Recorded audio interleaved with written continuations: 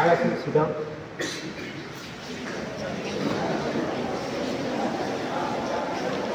Respected Vice Principal Sir, dear colleagues, my dear children, all of you good morning. Today throughout the world, we are celebrating World Soil Day.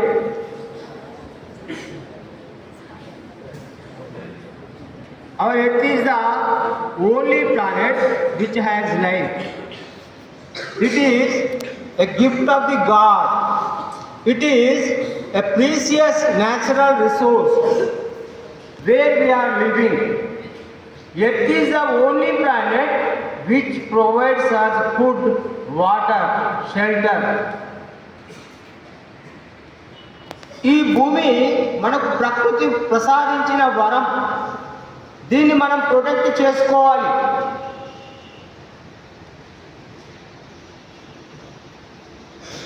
ఈ భూమిని మనము అనేక తప్పిదాల వల్ల pollute చేస్తున్నాం. Soil pollution అవుతుంది. దీన్ని ఎప్పుడు రూపొందించారంటే 2002 సంవత్సరము డిసెంబర్ 5వ తారీఖున ఐక్యరాజ్య సమితిలో దీన్ని ప్రపోజ్ పెట్టడం జరిగింది. తర్వాత 2013 డిసెంబర్ 5 నుండి దీన్ని మనం వరల్డ్ సాయిల్ డేగా మనం జరుపుకుంటున్నాం.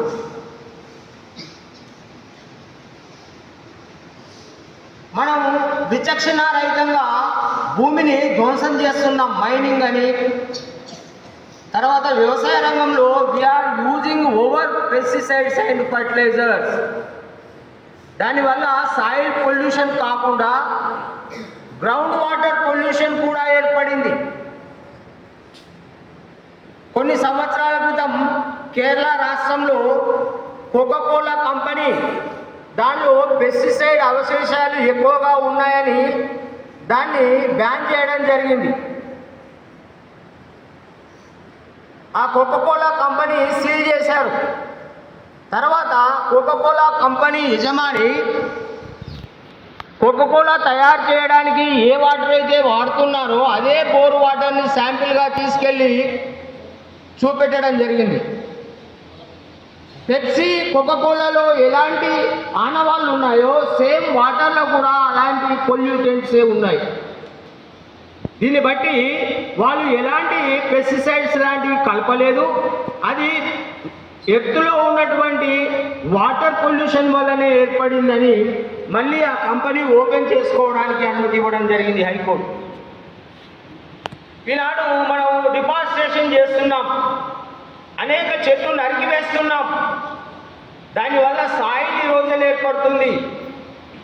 ప్రకృతి వైపరీత్యాలు వస్తున్నాయి, క్లైమేటిక్ చేంజెస్ వస్తున్నాయి.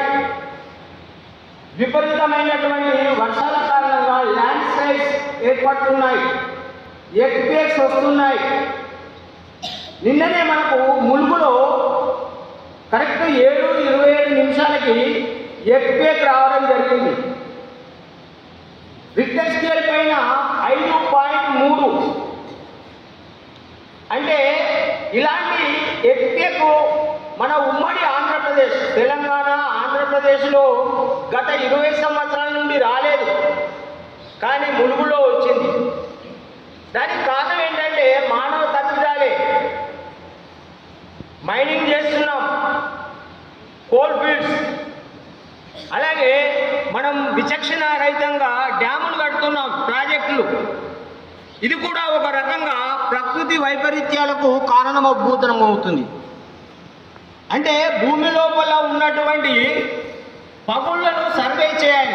ఒక డ్యామ్ కన్స్ట్రక్షన్ చేసేటప్పుడు దాన్ని సర్వే చేసి ఆ భూమిలో ఏమైనా పగుళ్ళు ఉన్నాయా, దాని ద్వారా వాటర్ అండర్ గ్రౌండ్లో పోయే వీలుందా, ఇవన్నీ చూసుకొని డ్యామ్ కన్స్ట్రక్షన్ చేయాలి. కానీ ఇప్పుడు అవన్నీ పాటించడం లేదు. ములుగు, ఏటూరు, నాగారంలో లాస్ట్ ఇయర్ సంభవించిన వర్షాల కారణంగా దాదాపు 50,000 వృక్షాలు నేల కొరిగాయి. 50,000.